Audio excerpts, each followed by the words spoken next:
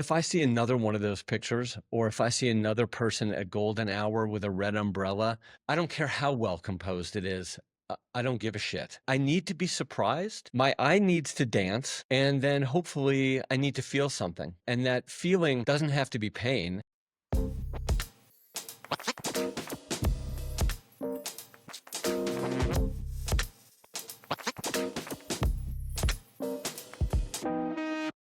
So welcome back, everybody, to a new episode of Eyeshot 50mm. And today we're sitting down with Bill Shapiro, one of the most authoritative voices in contemporary photography. As a former editor-in-chief of Life magazine and founder of Life.com, Bill Shapiro has led one of the most iconic photojournalism publications from the print era to the digital era, while preserving its authentic and narrative-driven vision. So welcome, Bill, and thank you for being with us. And also, a little thing that I forgot to mention, Bill is also one of the jurors for the Eyeshot Code 2025. So thank you again, Bill, for being with us. I'm so happy to be here with you, and I'm really excited to help judge the photo contest. Great. Thank you, Bill, for being with us. And a little message to our viewers as well.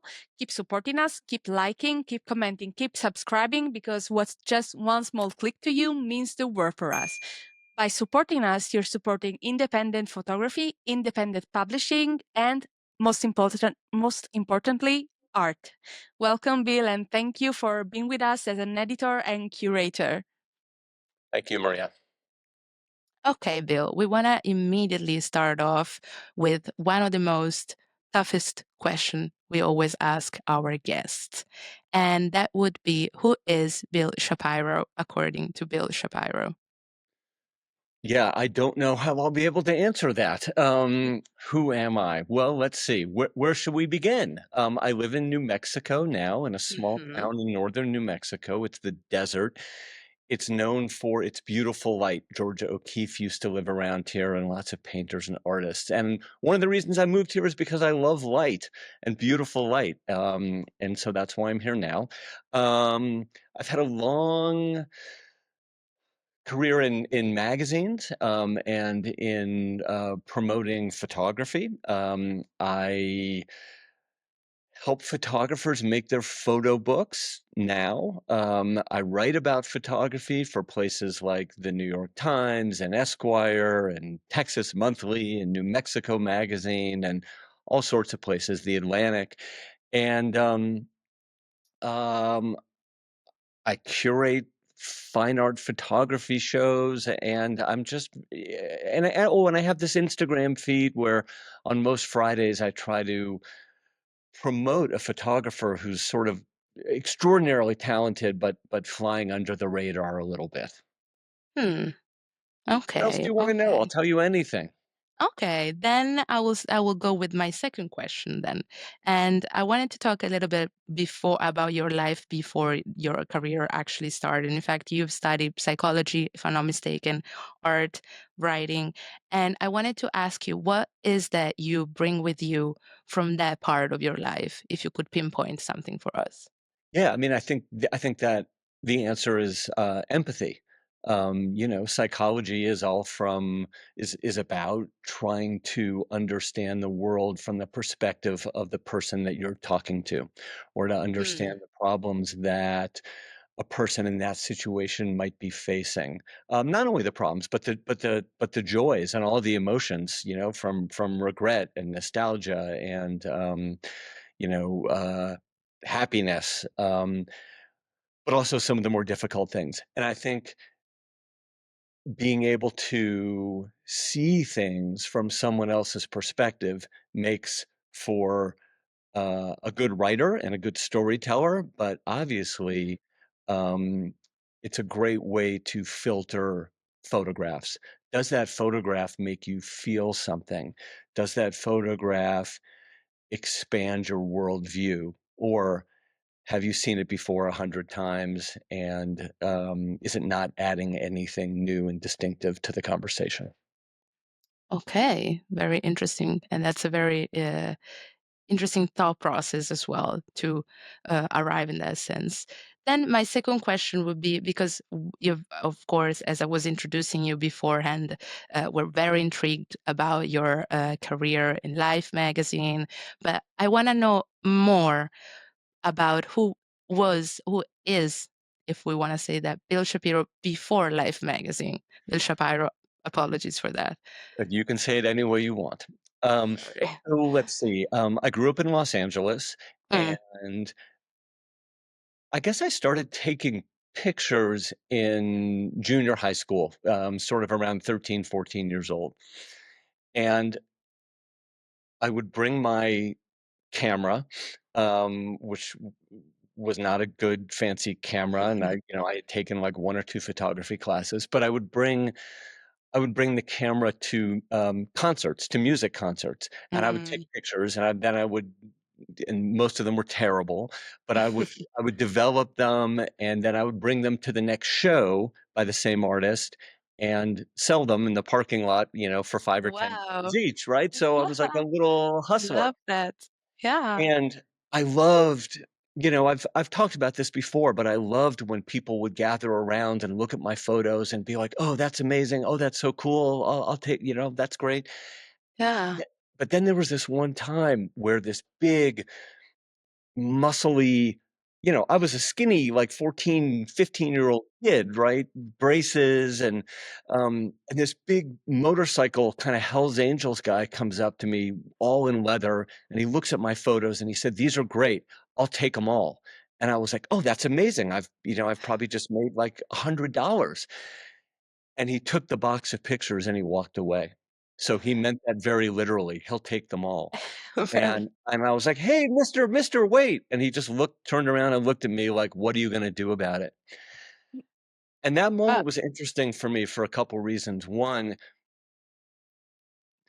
it turned me off from taking pictures, and I stopped taking pictures at that point, mm, for a long time. But in retrospect, it also made me feel, was something I understood at then in that moment, was that pictures were something worth stealing. That a good yeah. picture is something that people want so much that they will actually take it from you. Yeah. So, You made something that beautiful that got stolen in a yeah, way, you yeah. know? Yeah. Well, So literally. there was something for me there. So I sort of left photography aside for a little bit, and and I started focusing on writing and storytelling, and I worked for, I went to college, and then I lived in San Francisco, and I worked for a lot of magazines, from Parenting Magazine to Details, which was a men's sort of fashion magazine, to a magazine called Self, which was for women. And so the magazine, and then a small business magazine. And so the magazines I worked for were for all these different demographics, all these different kinds of people. Mhm. And again, going back to that question of empathy, how do you get, working on a magazine and focusing on a specific demographic, a certain reader, you have to think about what matters to this person, what brings them joy, what are they scared of, what do they want, what can't they find anywhere else. And so that kind of thinking really has been consistent throughout my whole career. And I think that's one of the reasons why, they asked me to apply for the job at Life magazine when they were considering relaunching it. Okay. Okay. I have just one last question just to stay on the topic, then I'll pass it on to Marilu. And because you just mentioned you've worked for so many different magazines, and my question would have been, what was the first image that you saw that made you think, okay, this is photography? It was actually an Image in Life magazine. Okay. So which, I was a kid. I had no real idea about what Life was, its grand history or anything like that. Um, Yeah. So it was a picture of a lightning strike. Mm. It's a picture that could have been a National Geographic or any magazine, but it was sort of a sky with a strange blue purple light that sometimes happens during a storm, and a lightning strike. And it's like today it's a picture that I would probably say, eh, this is not that interesting to me. But as a kid, as a 12 or 13-year-old, it just felt like absolute magic to be able to capture a lightning bolt and freeze it and really see it and study it in such beauty. That's the picture that I remember from my youth. Wow, thank you. That's very thoughtful. Thank you. Amazing. Thank you. Thank you for sharing. And I would like to talk about life more because we both have a background in journalism, so we want to know everything and anything about how it worked. And my first question for you is, how do you bring life back to life? So how did it work? How did it go? It's a really great question, and I could talk for a long time, so please make me stop if I keep blabbing on and on and on. Um, they wanted to bring back Life magazine, and I think this was in the early 2000s, around 2004. I'm terrible with dates. I'm good with life, bad with time. So and they wanted to bring it back as a weekly, and they thought that it made business sense to put it out in the nation's in our country's newspapers. And the reason for that is at the time, Facebook and the internet were sort of stealing young readers away from newspapers. And so the thought was, if we put something beautiful and of value, a magazine, a color magazine, into these newspapers, maybe young readers will spend more time with the newspapers and subscribe. So this was not a newsstand magazine. I'm answering your question, I promise. This was not a newsstand magazine. It came into your house uninvited, right? It wasn't like you saw a picture of something on the cover and said, I have to have that, or I don't want that at all. That's not a story I want. So we had to sort of guess what would come into families' homes, and it came on the weekend. It came on Saturday, where their mind would be on family because they were home for the weekend. And it couldn't have some of the brutal photographs that could be shocking and absolutely terrifying to young children who might just come across it on the coffee table. So we had a little bit of a narrow window, which was not the same as the old Life magazine, if that makes sense. And we also had fewer pages. The old Life magazine could be, 100 or more editorial pages, forget the advertising, editorial pages. We had far less than that, sometimes only 25% of that. So we had to be very choosy about what stories we did. I feel like I may have gone off track. Please redirect and ask me. Oh, you asked me about how to bring back a brand Yeah. that had been dead for a little while, right? So Yeah, and specifically life, how to specifically, bring Life. it back, basically. So it's interesting because Life was a weekly that published from the 30s to 1972 to 1972, and it was the magazine for many years that gave America and to some extent the world a view on what was going on everywhere. It was the only place where they could see that so quickly. And then television came. And so that really became clear during the Vietnam War when, Walter Cronkite or somebody could be, right there in the moment. And so in many ways, and the magazine would come 2 weeks later. So in many ways, television killed Life. And ultimately, the internet killed Life magazine, the one that I brought back. But the values of Life were always empathetic, I think, and friendly. The saying inside the Time Life building where I worked was, Time magazine makes enemies, Life makes friends. And so that was something that was on my mind. Great photographs and storytelling was on my mind. I wanted as I started to mention, this magazine came out in newspapers and went all over the country. It went to people who were uh, very wealthy and very poor. It went to black and white and in the southern states and in the northern states. So how do you tell stories that will appeal to all those different kinds of readers? And I was kind of hitting at this before when we were talking about my background and empathy. Yeah. And for me, the answer was tell stories that had emotion, because I believe that anybody from all those different demographics or classes or whatever, backgrounds, religious, not religious, hopefully they can feel the same human emotions.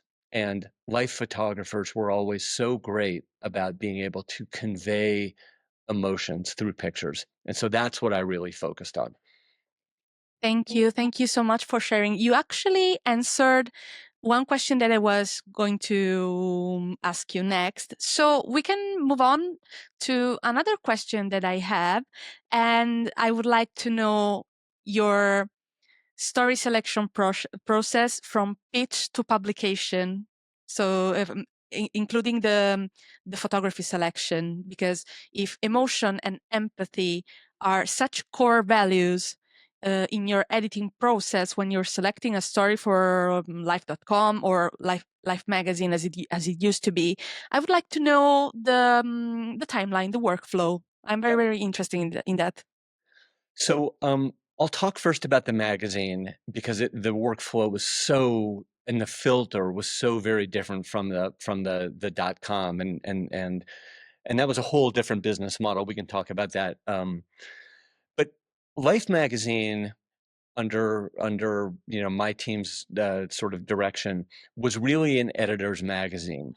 So we got some stories that were pitched from freelancers or freelance photographers who said, "Oh, I'm working on this great photo essay," but mostly we came up with the ideas ourselves. And a lot of the ideas Oh. we wanted to be very visually driven. So number one, you have to be able to tell the story with pictures. It could be a really interesting story, but if it's just a lot of guys, but if the way the story looks is a lot of guys standing next to computers, we don't care. We don't want it. So for example, I remember somebody had a story, and this is a really oddball story, but I think the headline ended up being, "What do you have in your pocket?" And we went to Times Square in New York, which is the busiest part of New York. And we had a great photographer, and we had a beautiful wooden bowl. And we asked people on the street, strangers, empty your pockets. What do you have in your pockets? And we just had a portrait of them on the street, and then we showed everything they had in their pockets. And it might be hand sanitizer, car keys, a ticket stub from last night, a condom, a pair of dice, a cigarette. You never knew what you were going to find. And it was interesting to see what those objects were and who carried them. So that doesn't sound like much of a story, but visually, it was really fun. It's the ancestor to the "what's in my bag" trend. Yes, it is. Exactly. Basically. It is. Exact. So the process was we would sit around, and this was my favorite part of working at the magazine, really. You'd sit around with all these smart people who were on your team, and you'd say, "What are you thinking about? What are you feeling? What seems different to you? What's hard for you right now? What are Americans thinking about?" And then we would try to take that and turn it not just into a story, but into a visual story. So here's another example. Like we decided that we wanted to do, and I'm giving you the strange stories. I could talk about the war stories we did. I could talk about some of the documentary, but I think people sort of know what those are and expect those. We did one on what Americans eat for breakfast, um, and the cover image was a blender, right? Like a mixer that you make your smoothie in, exploding. And so it was really, it was like a visual representation, and so we really focused a lot on that. Our director of photography was a man named George Pitts, and he was the first photo director at the hip hop and rap magazine Vibe. I don't know if you know Mhm. I've that. heard. And Yeah. he was the man who really developed the visual vocabulary for hip hop and rap. And so it was great to have him on staff. He knew so many photographers, and we'd come up with a story idea, and he would sort of know who the right photographer was to carry out that picture. And he would show me some of that person's photographs, and I'd say, I like it, but maybe a little bit like this. And then the pictures would come in, and George would and his team would make selections. They wouldn't let me see the whole thing, the whole take, even though I wanted to. And they'd show me, 5, 6, 7, 10 pictures, and get my feedback, and we'd sort of build the pages from there. Okay. Nice. Did I answer what you wanted to know, or did you have? Absolutely, absolutely. And I would actually like to follow up just on this topic, because there's one dilemma when you're confronted with a beautiful story that might be too much. So it's to publish or not to publish. What's a story you ended up not publishing that had captured you, but you ultimately decided against, maybe because it was too heavy or because there were other issues with the Yes. themes, with something like that? Um, I will tell you the story um, about an article, a photo story that kind of haunts me to this day, which we decided not to run. Yeah. I might get some of the details slightly wrong, but a young reporter named Johnny Dwyer on our staff um, had a great sense of story, and I think it was his idea, where he wanted, and it was during the Iraq War, he wanted to follow a wounded soldier from the battlefield to a hospital in country, to a hospital maybe in Germany, to coming home to the United States. Great story idea, with the potential for some very graphic photos. And you remember what I talked about before about images not shocking family members, or coming into your house as an uninvited guest. So we sent Johnny, who was young and had a family, and I kept saying, "Are you sure you want to do it? Are you sure you want to do it?" We sent him to Iraq.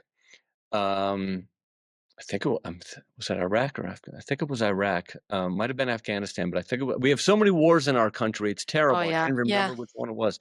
it And we is. sent Lindsay Addario, who is a Mm-hmm. unbelievably talented, smart, wise, storied, celebrated photographer. And Yes. Johnny came back with a great story of a wounded soldier, and she came back with incredible pictures. And this was at a time when the magazine, and we can talk about this later if you want, was in serious financial trouble. And Yeah. I can talk about why at a different Mm. moment. But Yeah. we were very close, and I knew this, but the whole staff didn't know this. We were very close to having to close down the magazine, which we ultimately did.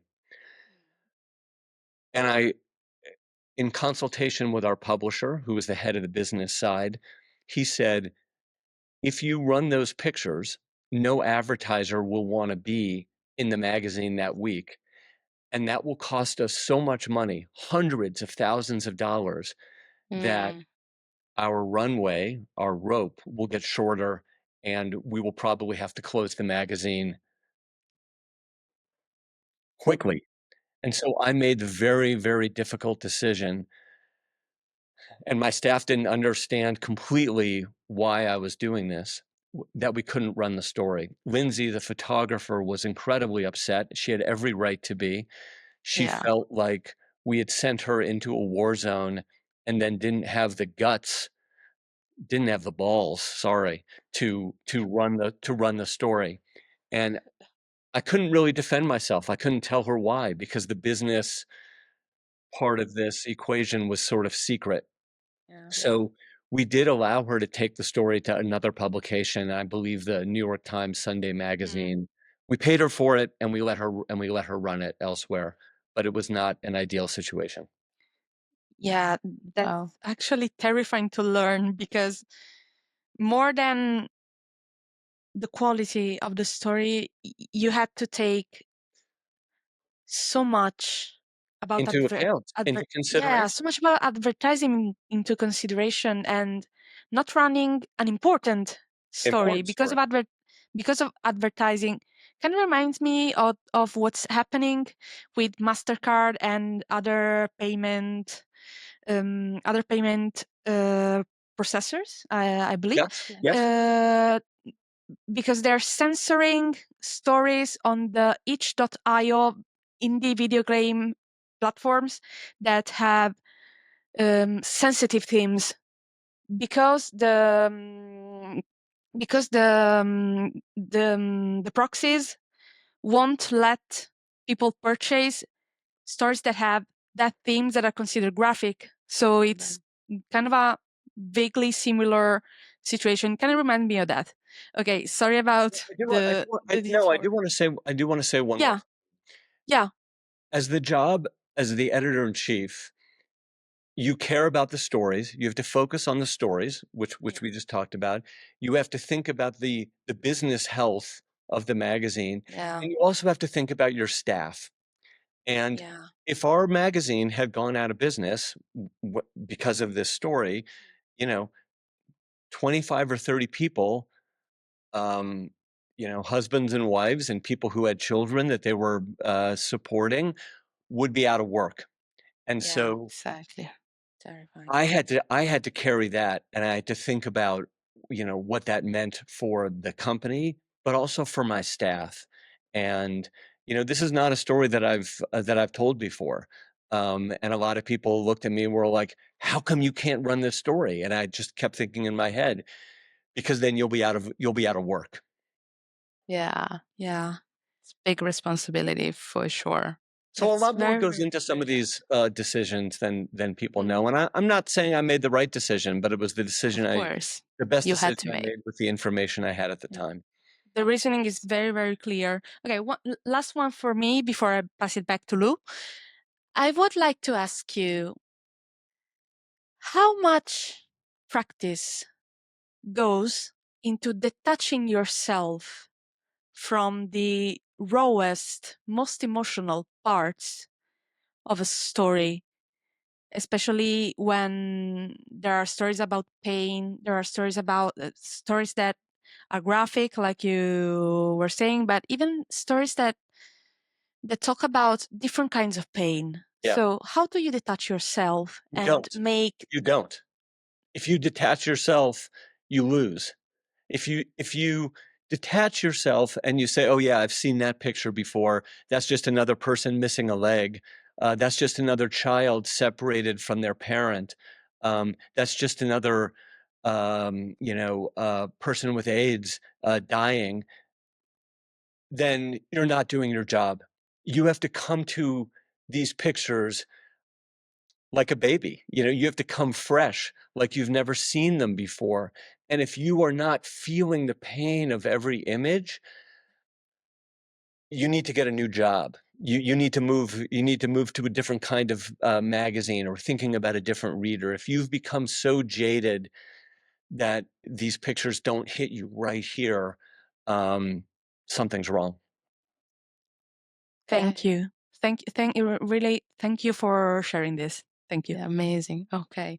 Bill, I want to move topic a little bit, just to something a little bit more lighthearted, if we want to call it like that, which is not really lighthearted, but I want to know a little bit more about your process of reading an image, because you've often described yourself as an image reader. And I wanted to ask you, what does it mean to you today being able to read an image effectively, in your opinion, of course? So tell me what you're asking. Like, what do I look for first, or how do I evaluate an image, or tell me what you mean. I want to know this thought process you're mentioning. So, what you look for, what strikes you when you see something, but also the rest of it, what comes out of it for you. What exactly? Yes. So, interrupt me if I'm not answering your question. Yes. I, I would say it's not really a thought process. It's very instinctive. Um, Okay. so for me, composition comes first. Mm-hmm. I just read this the other day, and I can't remember who said it. Hope it'll come to me. But the composition traps you um, in a good way, and then Mm, and that for me, and then you start to look at the picture and see what's going on here. How does your what's this about? But initially, it's is the composition interesting? Um, is it thoughtful or instinctively perfect? Um, have I seen this image before? Uh, mm, and when I think about that, when I'm saying that, I see so many quote unquote good street photography images that have people walking through sort of silhouetted in deep cut shadows.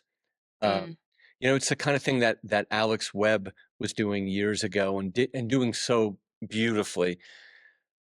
But if I see another one of those pictures, or if I see another person at golden hour with a red umbrella, um, I don't care how well composed it is. I don't give a shit. Like I need to be surprised. So my eye needs to dance. I need to yeah. be surprised, and then hopefully I need to feel something. And that feeling doesn't have to be pain. We've been talking a lot about pain, but it Yeah. could be, you know, absolute, absolute ecstasy or joy. But I want a picture to delight me. Okay. Okay. So to move you emotionally, as we are being saying, and your eyes needs to dance. That's My something eyes I need will to dance. steal from you. Actually, I like the All sentence yours. quite a lot. Thank you. One last question, because you always answer. I feel like that's gonna be the trend. You Yeah. always answer in advance Wait, so for our you questions. basically what you're saying is I talk too much. That's okay. That's No, okay. no, no, no. You're just because you're also very synthetic, but very straight to the point, which is a very important quality. And sometimes Italians don't really have that. But anyway, my last question for this topic would be, in your opinion, because you've worked with a lot of images that then have become iconic as well in history because of their societal relevance or their historical relevance at the time. And I wanted to ask you, what can the narrative context turn a photo iconic, even if the image wouldn't be that iconic on its own? Yes. I don't know if I okay. No, that's such a great question. And I'd like to answer by um, acting out something. May I? Okay. Sure. Absolutely. Do you know the famous picture, the now famous picture of Muhammad Ali standing over Sonny Liston in a picture that's known as the punch? And here comes the acting part. It looks like this. I don't know if you can see Yes. it. Um, Yeah, yeah. so I recently wrote about this picture in the New York Times. Mhm. It was made because it was taken exactly 60 years ago.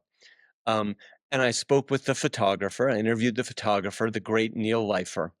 Yeah. Um, and Neil said this interesting thing to me. He said, "I don't think it's a great picture." So this picture is considered the single most iconic sports photograph of all time. Period. Yeah. And you won't get that Exactly. much debate about that. You'll get debate about No. number 2, 3, 4, and 5, but not this one. Neil says to me, "It's not a great picture." I'm like, "Neil, what are you talking about?" And he says, "If you had taken another man, if this picture had been taken in one of the fights earlier that day or the week before, and it was another man doing the same thing, you wouldn't look at it twice." And in fact, when he turned that picture into Sports Illustrated, it didn't run on the cover of the magazine. It didn't run on the opening spread. It ran as the last photograph in the story of this very important boxing match. Wow. What Neil told me is, as Muhammad Ali became Muhammad Ali, as he became a war resistor and a civil rights advocate, known around the world for his power and his speed and his heart and his compassion and his moral principles, you know, he gave his title belt away because he wouldn't he wouldn't fight in the Vietnam War. He was a very principled man. And so what Yeah. Neil told me is it was only years later when when Muhammad Ali the boxer became Muhammad Ali the sort of statesman, um, did this picture come to represent what people thought of him and and more to the point, how people wanted to think of him and remember him. And so, to answer your question, it was a boxing picture, but then it became an iconic picture of somebody with a big heart and a big political mind. Wow. Thank you, Bill. It really summarizes perfectly, Yeah. honestly. Thank you. Truly. Yeah. Also, I love the trivia part, the trivia aspect of this story, because I collect trivia like trinkets. So this is gonna be great. Okay, that's Anyway, good to know. thank you for sharing. Okay, I would like to move back to life.com just for a second, because I would like to ask you, in the age of the hundreds of thousands of online magazines, how difficult was it to convince whoever you had to convince that life.com was worth it? Because the worth of the archive of the stories is very self-evident, but I figured there must have been a tough convincing process behind it. Correct me if I'm mistaken. So this was, I think, 2009, more or less. And it was a really, and I'm thinking back, it was a really interesting process. And you're right, it was difficult at timing because they had just told us that Life magazine was going to be killed, was going to be closed. And we thought the value of the Life brand and the Life and what Life, the magazine or the brand, stood for, and the archive, which had about 13 million images in it, was very important and could be an asset to humanity and to the business of timing. So um, the publisher or the president of Life's division, and his name is Andy Blau, had a really good idea. What if we work with Getty Images, partner with Getty Images, which was sort of a everybody knows Getty, but you Yeah. know, Life magazine had all these old pictures. Getty has all these new pictures coming in every day. What if we could work with Getty? What if we could digitize 13 million photographs from the Life archive? And so we did. We partnered with Google. Google scanned everything for us for free. Wow. And then we were able to take those scanned images, which would usually cost, an insane amount of Ain't a money, man.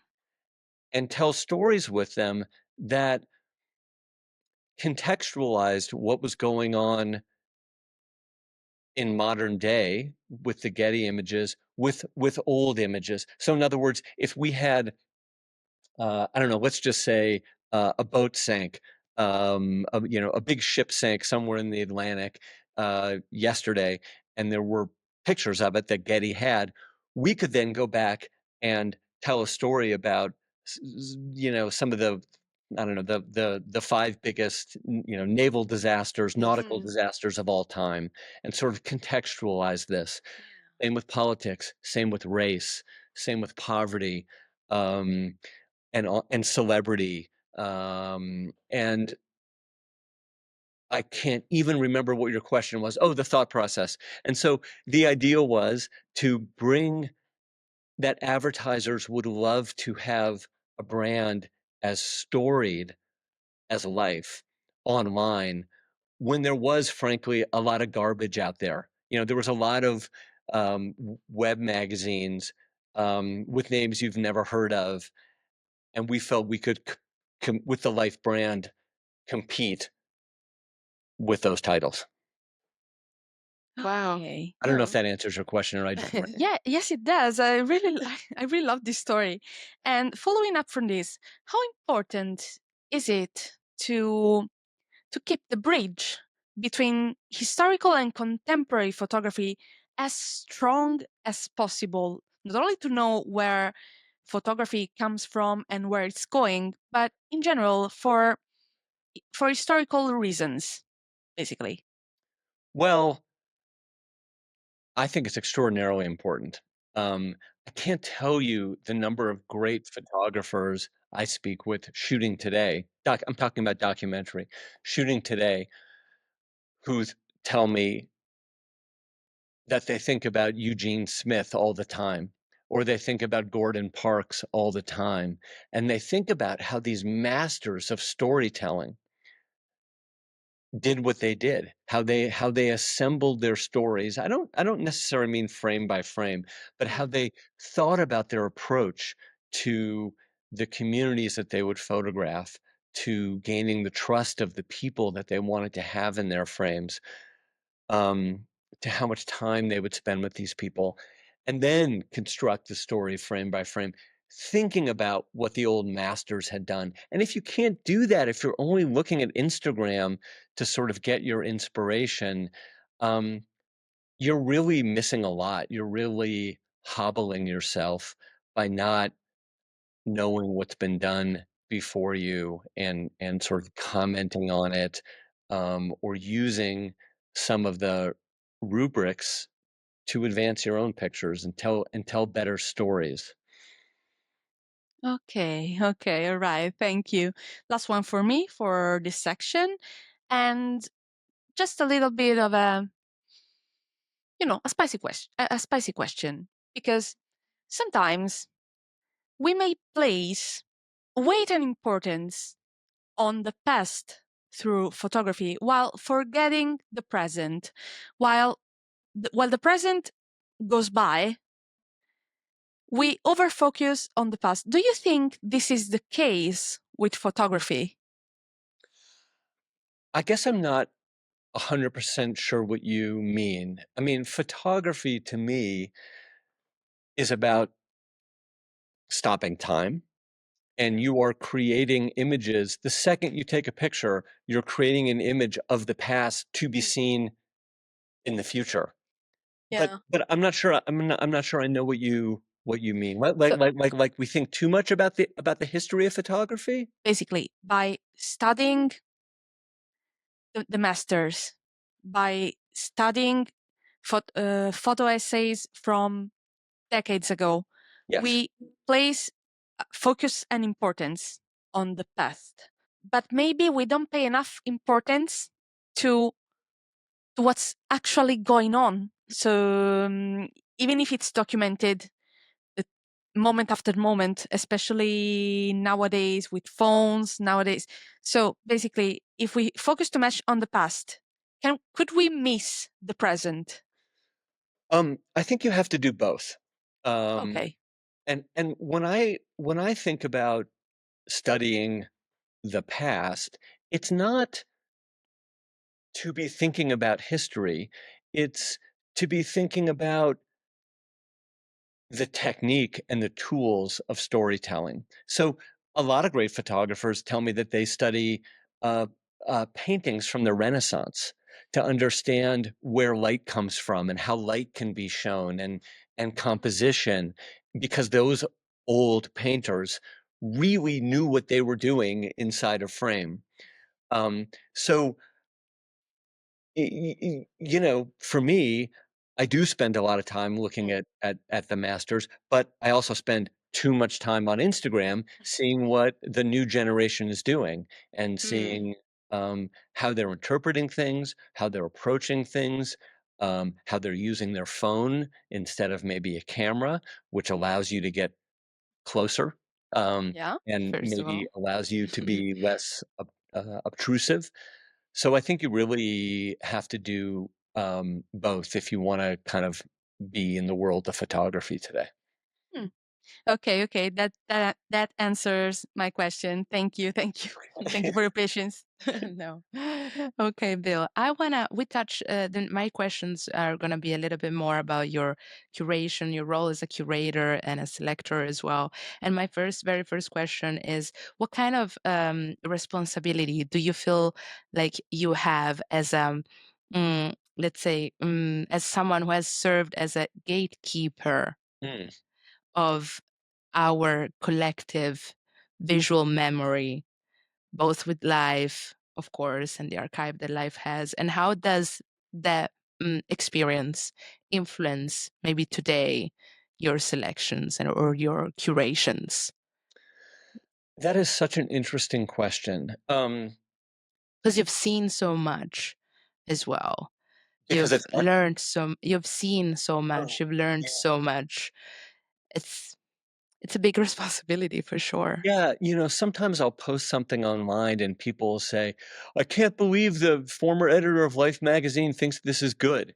And and so there are times when I hold on to the I hold on to what I've done and everything I've seen and think about how I approach a picture within that context. But there's other times when I just like a picture because I'm reacting to it, like I said before, as a child, and trying to get rid of some of the context and just, how does this affect me? And so Yeah. it is hard, and it's a really interesting question because I do kind of go in both worlds, um, that way. Just saying that, this is off topic, but I do wanna mention this because I think it's kind of interesting just because you made me think about this. One of the important roles of a magazine editor is to choose the cover, because the cover becomes sort of a poster for the magazine, and it not only tells the reader what's inside the issue, but what does this magazine stand for? So choosing the Yeah. picture that goes on the cover is very important.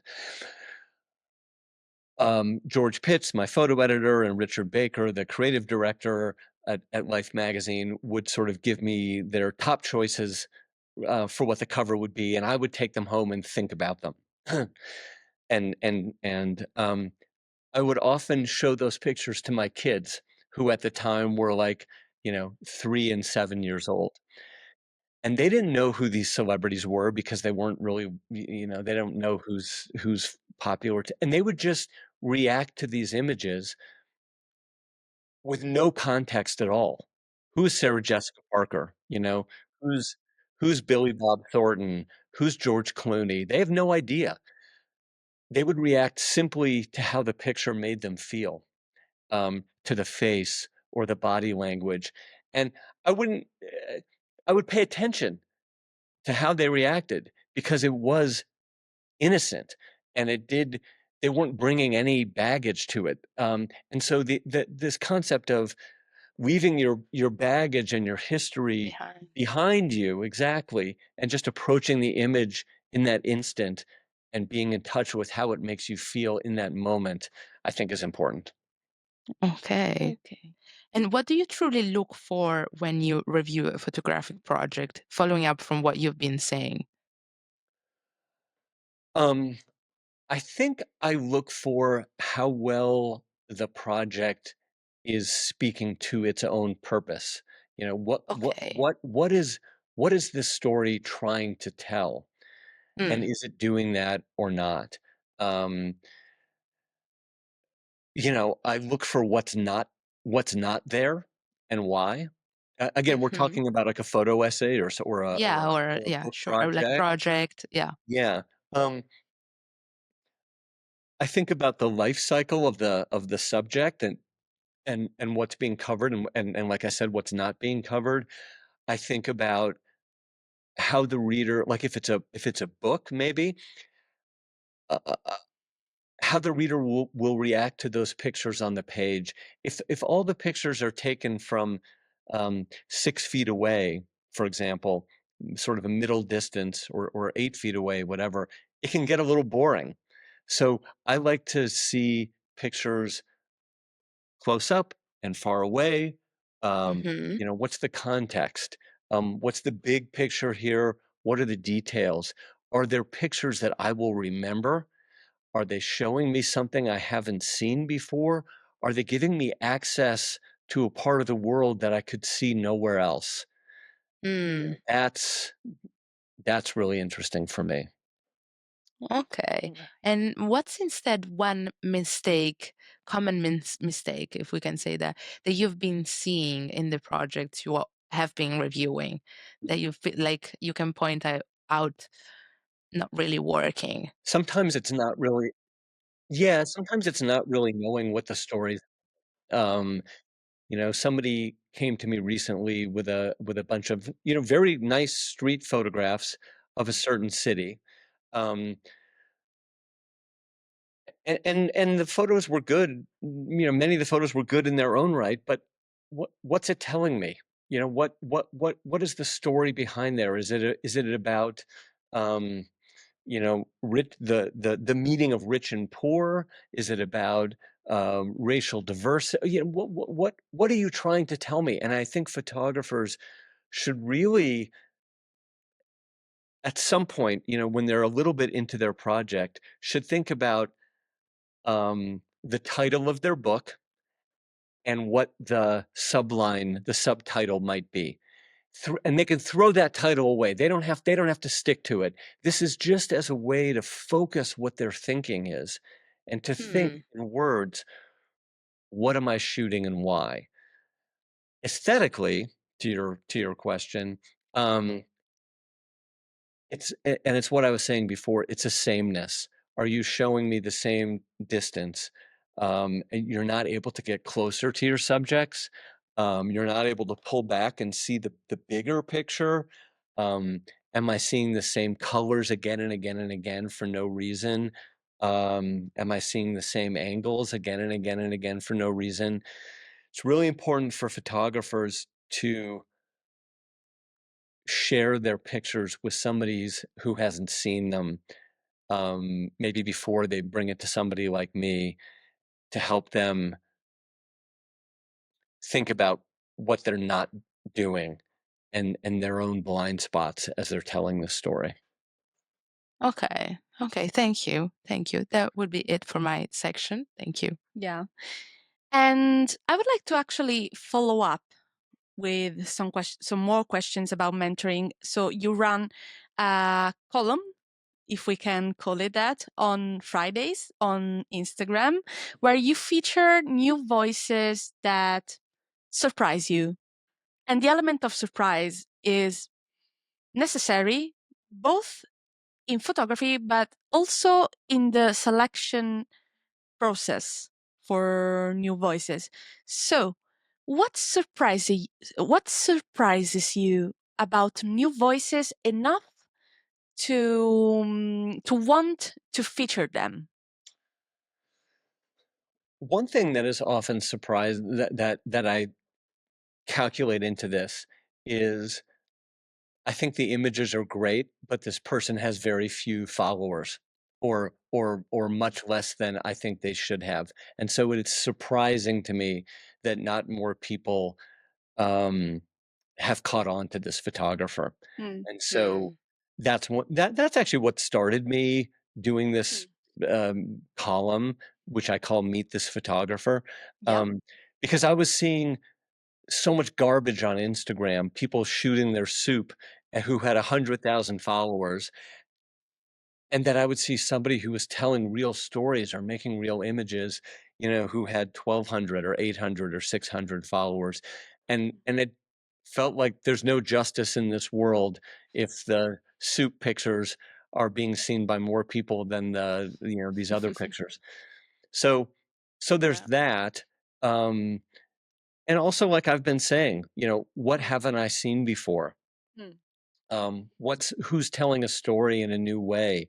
Who's focusing on a new population Mm. that I haven't seen photographs of? Who's telling fresh stories? And or sometimes it's a photographer who has their own really interesting backstory about how Mm. they got involved with photography. And these are not these photographers that I'm highlighting, they're not all, young up and coming talent. A lot of Mm. them are maybe in their 70s, but Mm. never got the recognition they deserved. Okay. Absolutely. Yeah. And this one for the youngsters, but not youngsters in terms of age, but youngsters in terms of photographic experience. How do you, as a mentor and curator, help bring one's authentic visual voice out? What kind of advice would you give to someone who's looking for their own voice? Um, So that's a really interesting question, which I want to sort of answer in two parts. One is to answer your question directly, Hmm. um,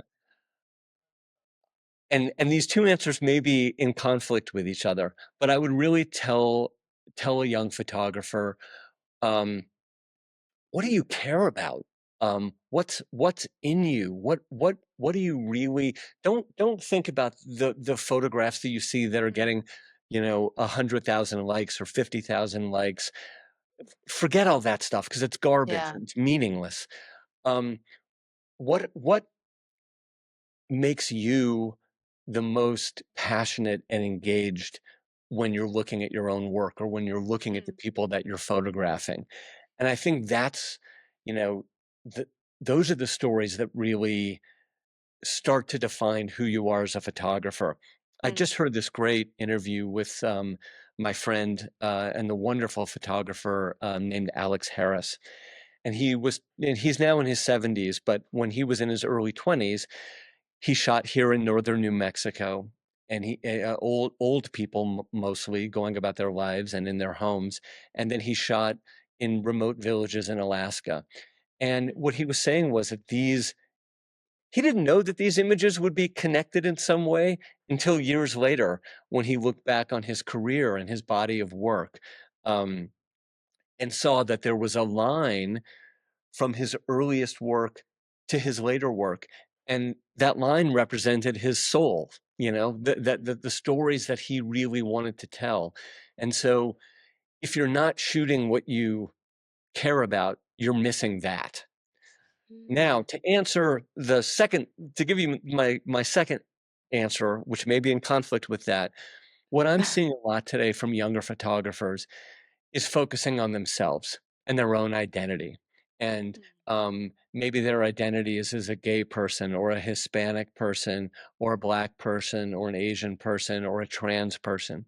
And they're very focused on the story of themselves. And that's a product in part of now they're able to do that, which is a great thing because it wasn't always the case.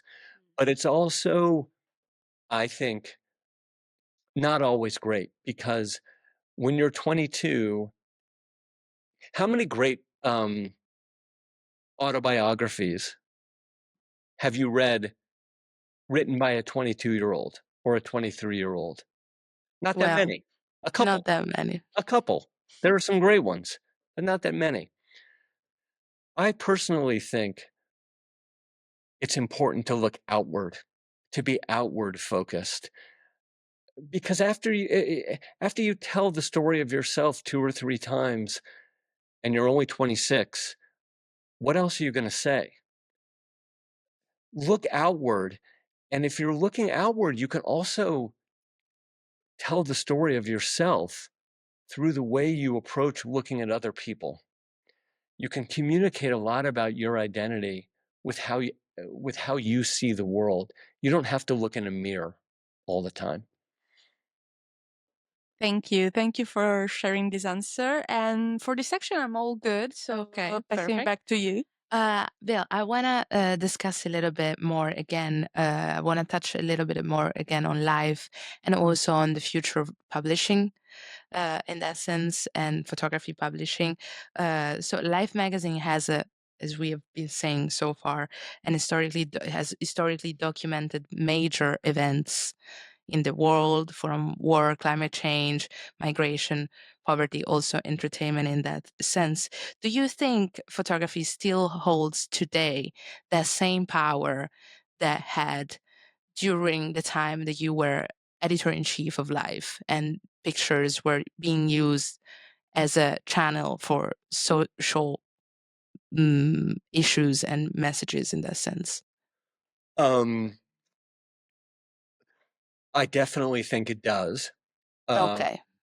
but I also, at the same time, think we're at a very dangerous point Mm, with AI photos, because as soon as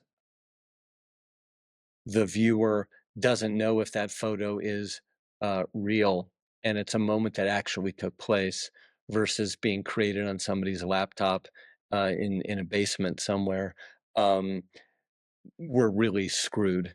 When I think about the sacrifices that all the great war photographers have made yeah. to bring back these important images. And when I think about when a younger generation today looks at those pictures, and some of these photographers lost their lives trying to bring these truths home. When the younger generation looks at these pictures, they might say, "Oh, that's a cool AI picture. It never happened." You could see the picture of, in the famous Vietnam picture of the soldier, executing somebody, and you could Yeah. say, or the napalm girl, and you could say, how easy to create that. That never happened. You could look at all the civil rights photos from the United States in the 50s and 60s and think about how the white police officers turned their dogs, their German shepherds, biting and gnashing their teeth on the black protesters who were fighting for their civil rights. And you could say, oh, that never happened. It's terrifying to me. Yeah. And when we lose a sense of what's real and what's manufactured, then I think the power of a photograph will be diminished significantly. So I think unless somebody comes up with a solution, and I'm not sure what it is, we may be in the last stages of the power of photography. I don't know. Mm. Okay. And how do you think we can measure societal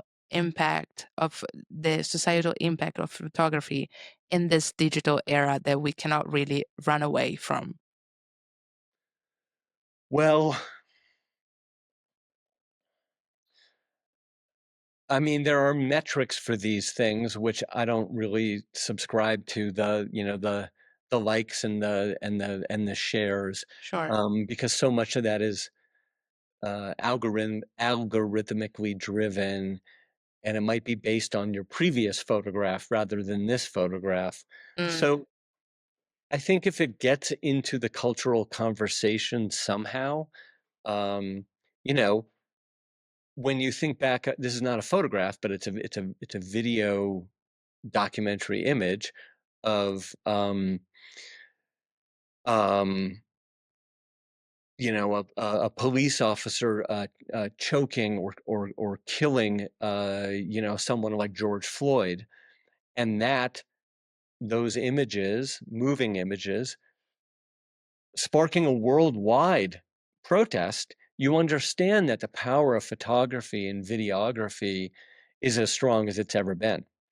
Um, so we still have that, but the threat of AI makes me nervous that we're in the last days of that. okay. Okay.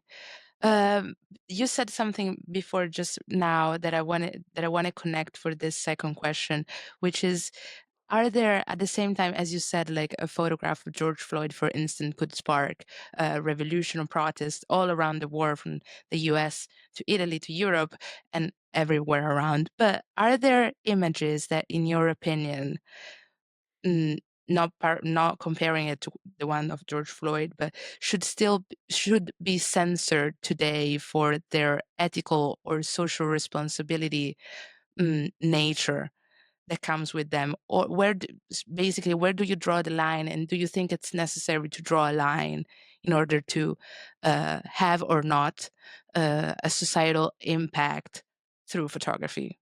I don't know if because I I kind Yeah. of like Well, went around, but let can me you know. give me an example of a photograph that you're maybe thinking of? Like something that could, for instance, like the famine in Africa, or kids that are facing famine, hunger in that sense, or I don't know, I'm just giving an example, Right. soldiers without, like Gaza as well, with the war in Gaza and all the Palestinians being killed. Uh, because I've personally, and I think all of us have seen great horror online through videos, photographs that for sure in certain ways spark debate, discussion, and thoughts. But at the same time, where do you draw the line between that informative photography, but also the business of horror, if I can say that, to through photography and by sharing these stories? I mean, every situation is case specific. And For when you're sure. you're the photo editor or the editor of a magazine, you have to make a decision based on so many factors. But Mm, setting that aside, in general, I believe that more pictures are better. It's better to see everything and let the marketplace right. decide how we value those pictures. So, it's I Okay. mean, the pictures coming out of Gaza are absolutely horrific. Um, at the same time, so many of the pictures of the Israeli massacre, of Hamas's massacre of the Israelis, those were not Yeah. shown because they were Mm, too horrific to be seen. Um, and so there becomes an unweighted um, conversation here, um, which is interesting from an intellectual point of view, but mostly if those pictures from Gaza were not being shown, the pressure on the Israeli government to move more food in um, would not be happening. And that's mm. hugely important for it to be happening. So in most cases, I believe, show me the picture, And show then me the you'll, picture. And then yeah. and then we'll sort of let everyone decide if this picture tells a story that's important today. Okay. Mhm. Okay. I mean, if we go back to that famous photo of, was it Kevin Carter or Keith Carter? I can't remember. Um, of a famine in Africa, maybe 40 years ago, where there's a vulture in the Yes. background and a starving. That made a huge difference. A That huge. picture brought in donations like nothing else possibly could have. And it's kind of a cliche example, but I do believe it holds today. Absolutely. Yeah. Yes. Yes. Okay. Very interesting. Thank you. That's exactly where I wanted to go for. So I'm happy that my question actually got through. And this question, just to close it up, it's a little different, and maybe we can discuss this. But if you could reinvent Life magazine for a new generation, what would you radically change, and what would you instead keep in this new Mhm. Life magazine?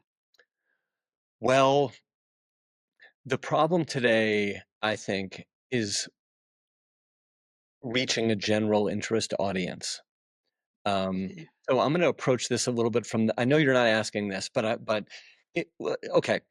It's important for photographers to think about the business of photography, Mm, because you can tell great stories, and that's super important.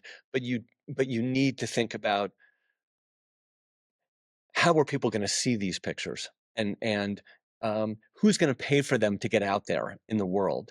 And so Yeah. when I'm thinking about a new Life magazine, I think the way that I would do it, instead of having one Life magazine, is I would have half a dozen. Because everybody wants everything personalized these days. Oh, how do you want your coffee? Oh, you want oat milk, and you want 3 shots instead of 2, and you want this much foam instead of this much foam. And everybody wants everything personalized. The problem with the good part about a general interest magazine is that it means we're all having the same conversation. But the bad part about a general interest magazine is that it's harder to interest people who might not think they're interested in subject X, Y, or Z. So I would probably recreate Life as a portfolio of magazines for either different demographics or different subject matters. Okay, interesting. Oh, kind of like life entertainment and a life Yeah, nature. sports, life politics. So it could be that, or in this country, we are so insanely divided. Like I can't have a conversation with a Republican these days. I really can't, because they want to take away a woman's right to choose. You know, they on and on and on. I don't want to get into it, but should they have their own Life magazine, which would be very different from the Life magazine that I want to read? Maybe. Okay. Interesting. So it may not be topic oriented, entertainment, sports, politics. Yeah. It might be demographically oriented. People who live in big cities, people who live in small towns. You know, it would be the kind of thing that I would test if somebody said, "Hey, Bill, let's restart this. You got a ton of money." I would start to test what would be the most effective approach for engagement. Yeah. Wow. I mean, customization is one of the keywords of the decade. Yeah. And we're now halfway through this very tough decade. So yeah, customization may be the answer. But at the same time, there's something that I don't like about that, because you find yourself in a bubble. And Yeah, and for about example, Echo chamber. if life were doing what I just suggested in the 60s, and white people in the southern states of the United States were seeing stories selected for them, they wouldn't understand the struggles of, say, Black people. So it would further isolate people from each other. Um, I, I I think there'd be ways to get around that. Like I could see making a magazine. I'm just going to kind of geek out for a second because I love thinking about this stuff. Mhm. I could see making a magazine for a certain demographic, but then the last story of the issue is something that's called like "Open Your Mind," and it's a story from another Life magazine. completely different. Yeah. Wow. That would be lovely. We should test that. Yeah. Okay. In case we're in. So Yes. All Count right, on us, Bill. I got 2 Yeah. subscribers. yeah. Fantastic. Okay. Sorry. Okay. I wanted to move topics just a tiny bit because I would like to talk about street photography. Great. So slightly different from photojournalism and documentary photography.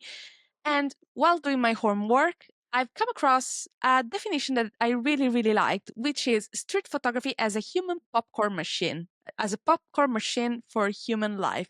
We really love this definition and we sort of agree, but we would like to hear it from you.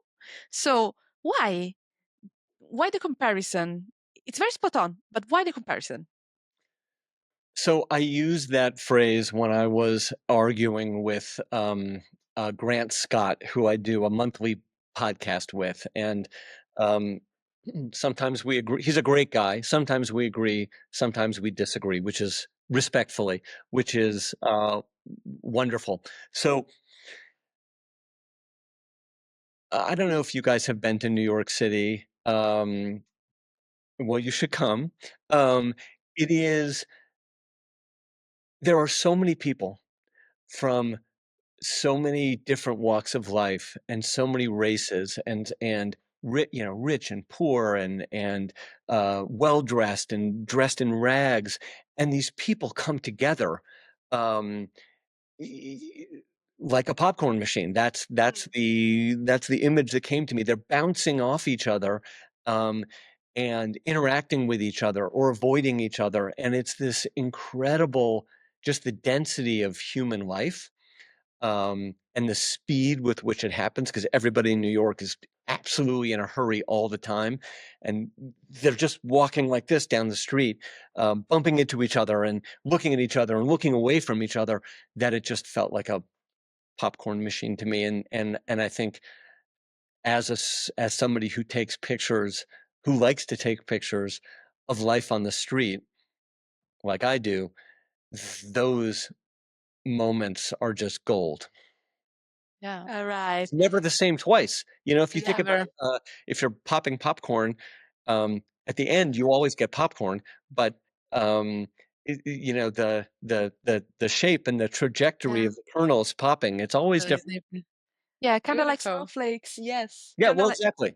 snowflakes and popcorns. Yeah, we But love so that. the difference, but this is actually a little bit, not to get too in the detailed here, but snowflakes fall. Hmm. They go in one direction. They're all coming down to earth. Mm. Popcorn is bouncing in every single way, up and Everywhere. down and sideways and knocking into each other and then going so. Yeah. No, I really, really love this definition even more now. So, Okay.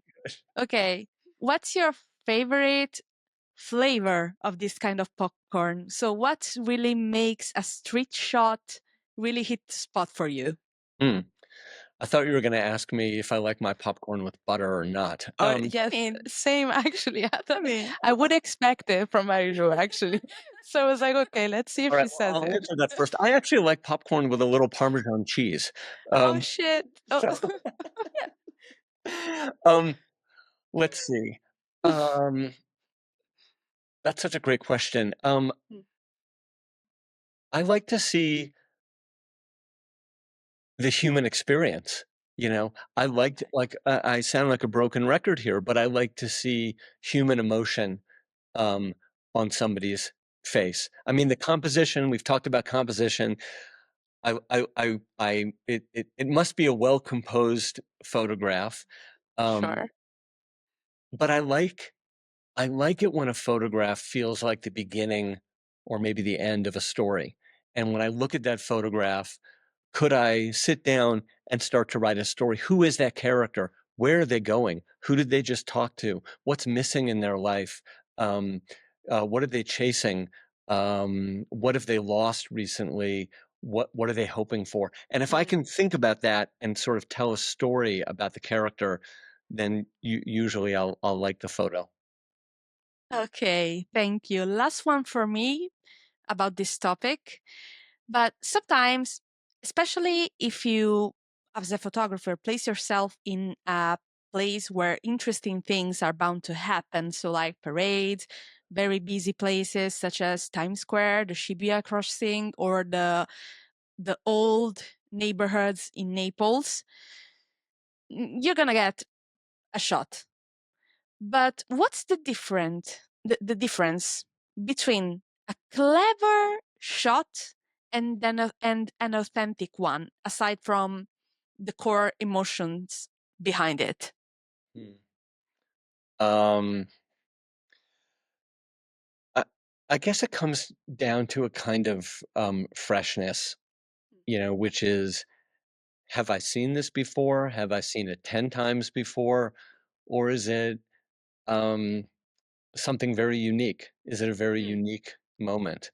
Um, and sometimes it might not be unique, but it might be more extreme or more distilled. Like, have I seen a picture of a happy child Hmm. a million times? Yes. But if this child is in a position or a situation or has a look on his or her face that makes me remember something or brings back a smell or a vision or an emotion, then that'll work for me too. All right. Thank you. Thank you. So that's all for me per this Okay. section. Bill, a couple of more sections and then we're done with the Okay. boring questions, if we want to call it like that. But nothing is boring here with you, honestly. So I'll go back a little bit to photojournalism and documentary photography for a little bit because I'm still curious to get some informations out of you. So I believe personally that photojournalism has changed, if not radically changed, in recent years. Do you think it truly is still truly exists, or are we in a post photojournalism era? According to you, we touched maybe this a little bit before, maybe with AI we're getting influenced by this new technologies, if we want to call it like that. But what do you think? Well, I'm not sure what you're thinking about and what you're going for, but the first thing that comes to my mind is um, there's no more funding. Mm, Nobody's hiring documentary photographers. Maybe once in a while.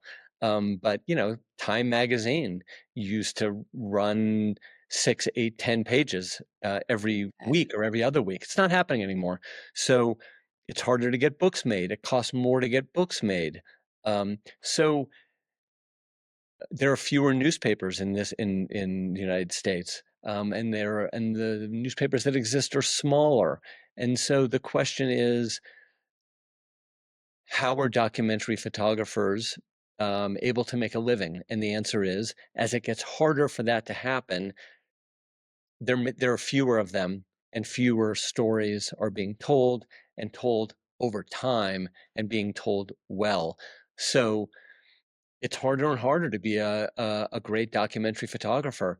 The ones that are still doing it, um, are still bringing back tremendous work, very much in line with traditional documentary photography, having the same mm. impact, but there's just a lot less of it.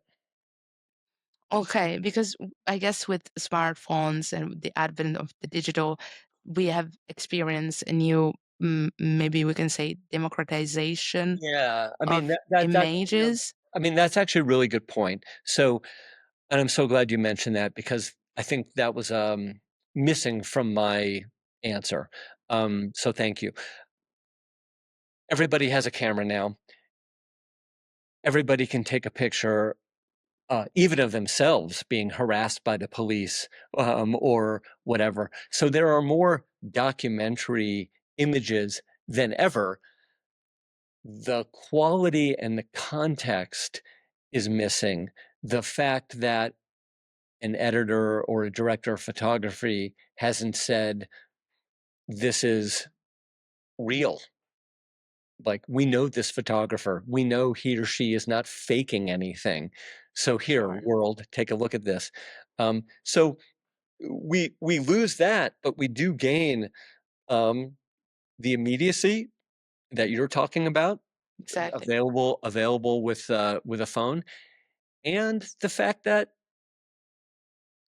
documentary photographers traditionally, they can't be everywhere, but everybody has a phone, and so they can capture what's happening near them. So there's a trade-off there. I think the images are less memorable, um, Mm.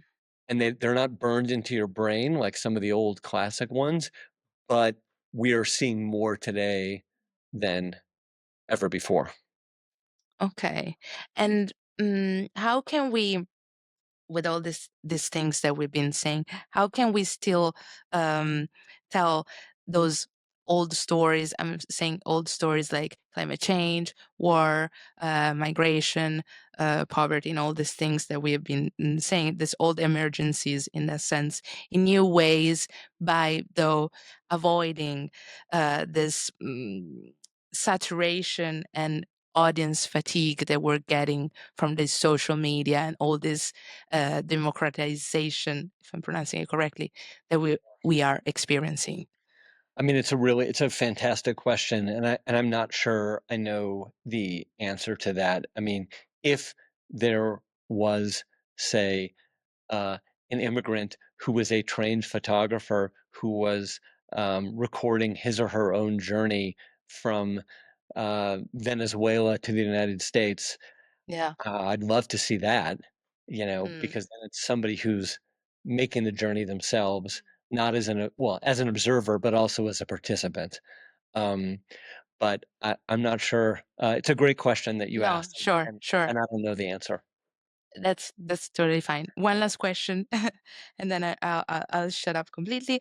What do you think is the greatest threat, and at the same time, the greatest opportunity the photojournalism has today? Oh boy.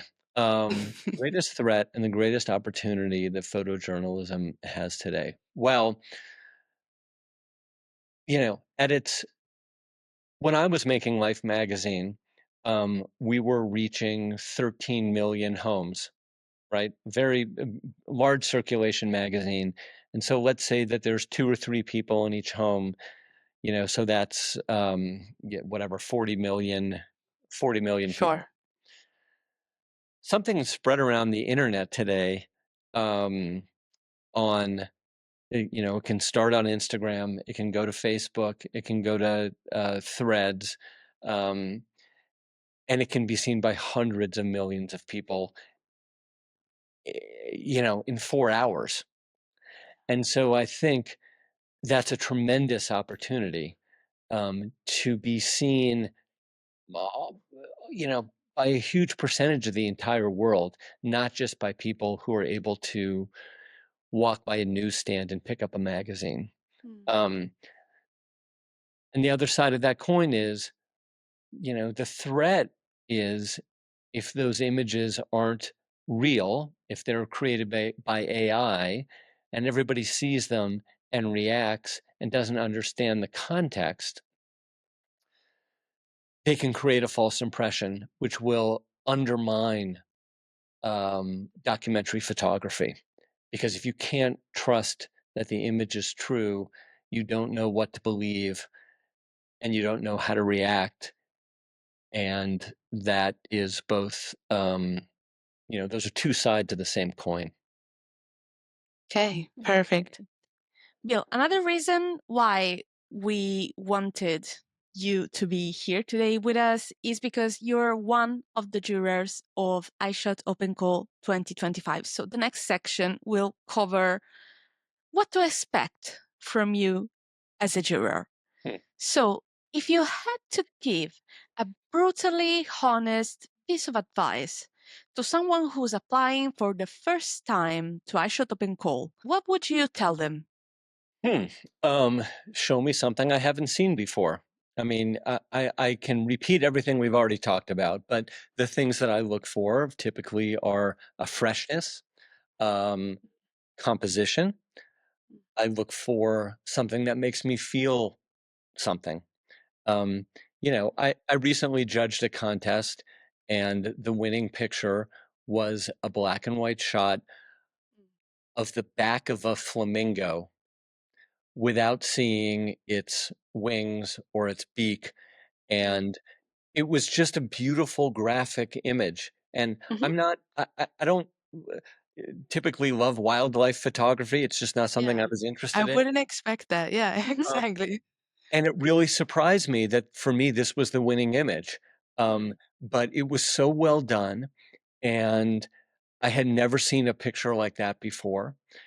And I went for it because it made me think about things in a new way. So, what advice do I have for a photographer entering a contest? Surprise me. Okay, okay, Perfect. that's fair. And what's one way to avoid cliches Mm. when crafting a photographic story, especially as someone who's just approaching photography right now? I mean, I think you have to sort of know the cliches to avoid them. So when we were talking about the value of looking back at the masters or at the canon, Okay. the history of photography, um, I think that's important. Likewise, it's important to know what people are shooting today.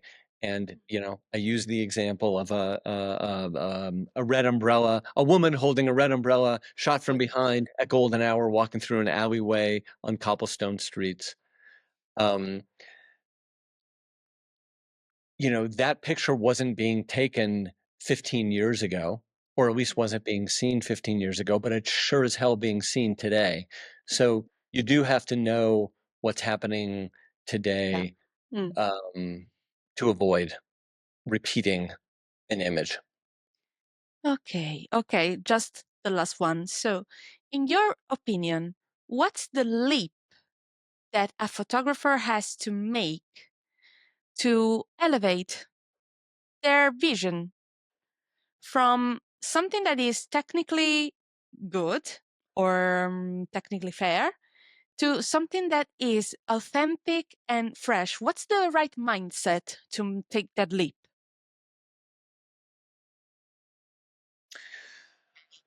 I think it's like when you are looking at the scene or looking at the picture you made of the scene, does it feel new to you?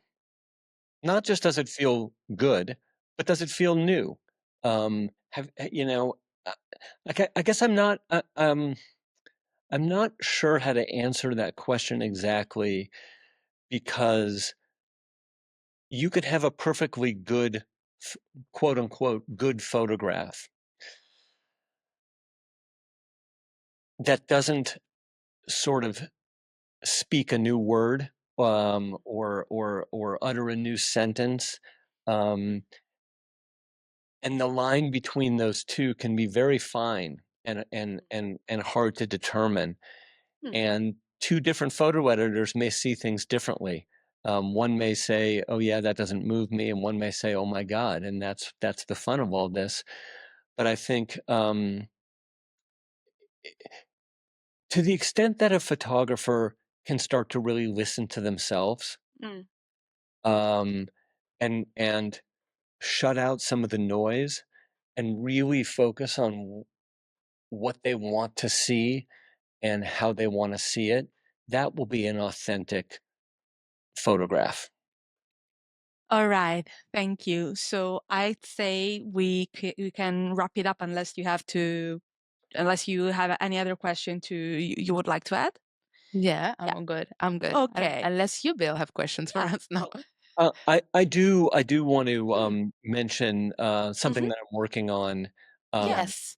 now, which I think speaks to some of some of the issues we've been talking about. Great. Yeah. In a couple weeks, I'll be launching a site called Blue Photo Collective, bluephoto.co, and it's a highly curated site where people can buy prints and photo books and other photographic, zines or Relate. T-shirts with images. And the reason that we're launching this site, and I'm working on it with one of my partners from Life Magazine and Life.com, is because photographers have such a hard time getting their pictures seen these days. The small and mid-sized galleries don't, if they even exist, don't show a lot of photography. It costs often a lot of money to make a photo book. Eyeshot has a very smart model for getting their photo books done, which I have so much respect for. Um, but this will be a highly curated site where people can see some of the best photography of these times, and from photographers that they wouldn't necessarily have heard of before.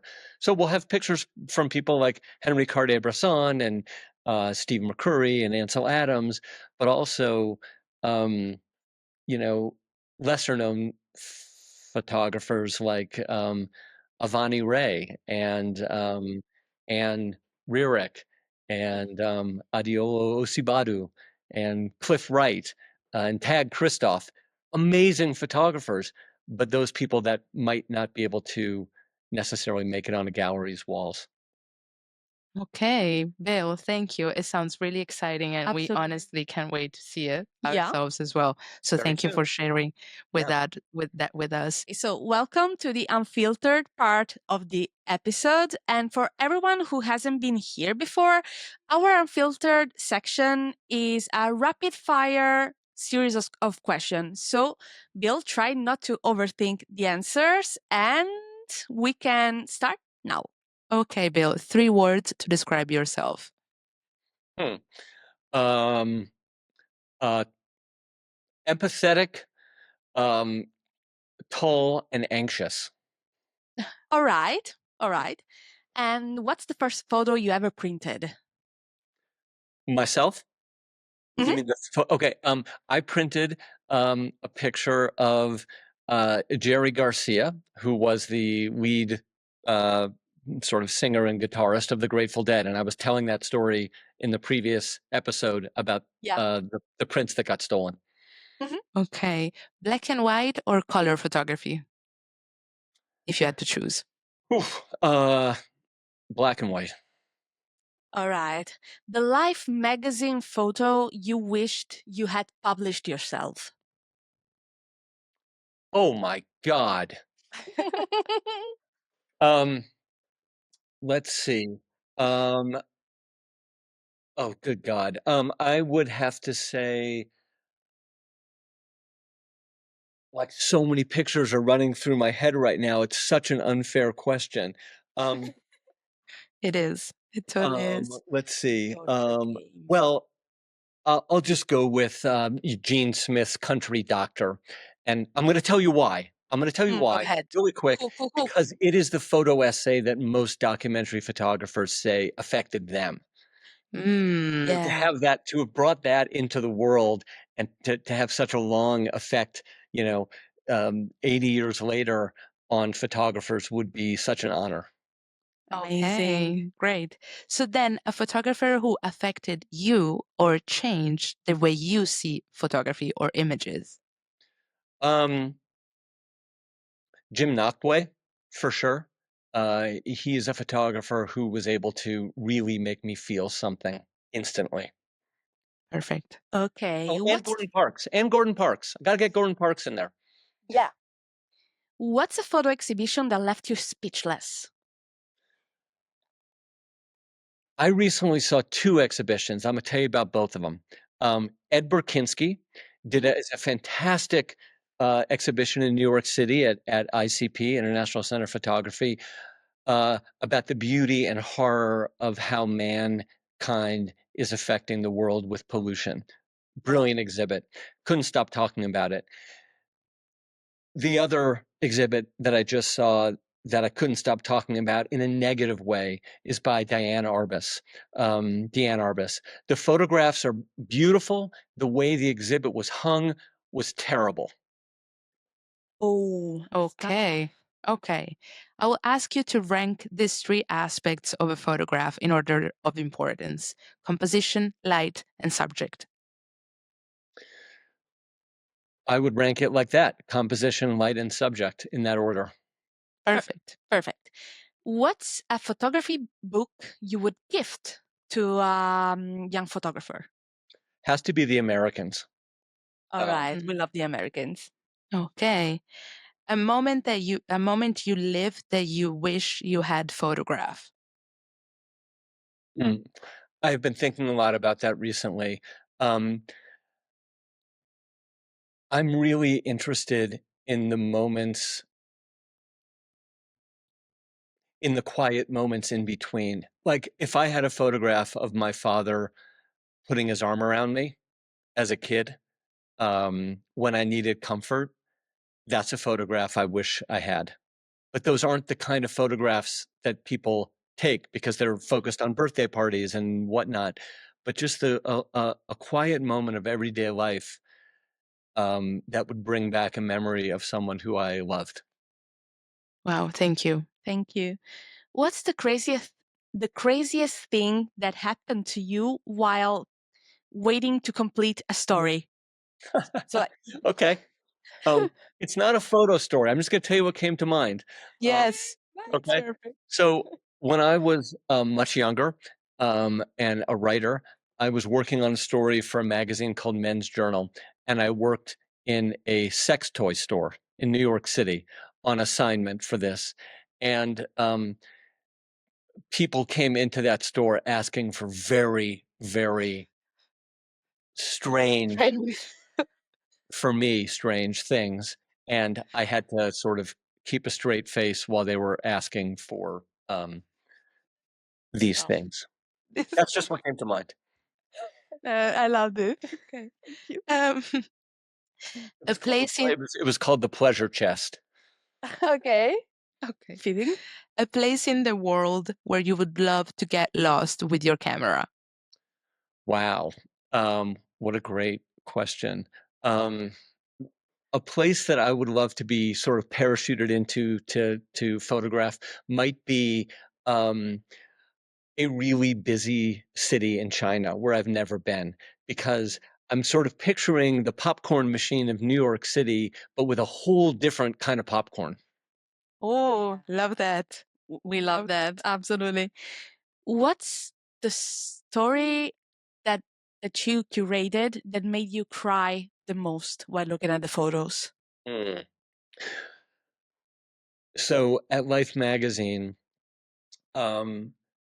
I had just gone when I was at Life magazine, I had just gone through a divorce and was not living with my kids every day. I was seeing them half the time, and coming from that point of pain, I assigned a photo story, to a photographer, a great documentary photographer named Brenda Ann Keneally, and she followed a divorced father and his two daughters when he had them and when he had to give them back to their mom on Monday morning. And because of where I was at that time in my life, I felt it very deeply. Bill, last question. What do you believe in? Um,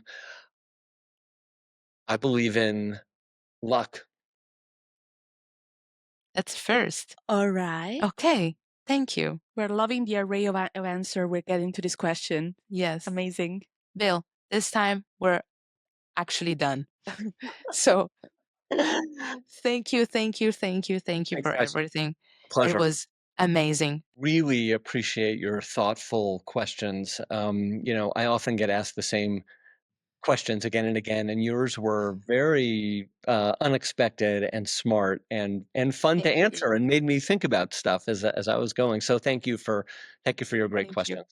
Yeah, thank you. Thank you, Bill, for being with us. Thank you for sharing everything you share, from knowledge to anecdotes, because we really love trivia and anecdotes, of course. And just one final message to our viewers as well. Thank you for watching. Thank you for being with us with Bill. And keep supporting us, because by supporting us, you're supporting independent publishing, independent street photography, independent journalism as well, and art.